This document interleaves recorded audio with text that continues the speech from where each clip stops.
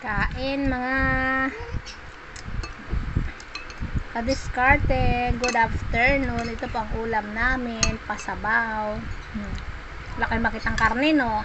Wala kayong makitang karne kasi leg ng manok po ang aking sinabaw.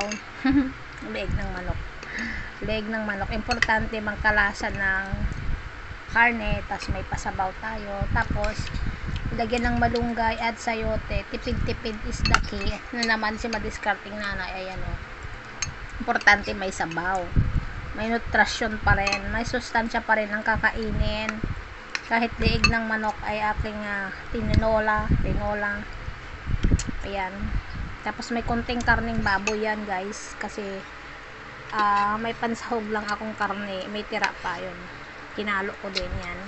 Para kay kulot. Kasi ayaw niya ng liig. Yung karning baboy lang na laman. Yan o. Tira lang.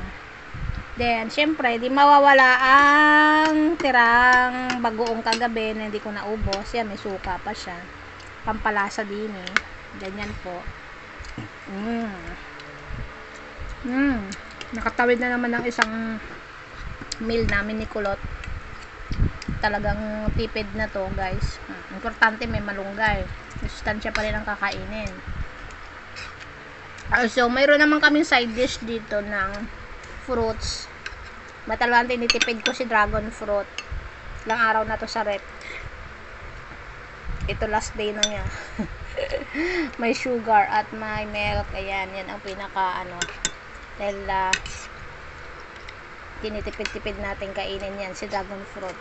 Ayan, ilang araw na yan siya. So, every other day lang siya. Wala akong pambili ng dragon fruit. Siguro mahal na to ngayon kasi maulan lately. So, kain tayo mga kagutom, kadiskarte. The best po talaga yung bagoong na yan, no? Iyan, kain. Ayan, masustansya pa rin kahit tipid ang ulam. May gulay pa rin makahain. Ayan, at may pasabaw. Discarding malupit para ang ulam ay maitawid. Ayan guys, thank you for watching.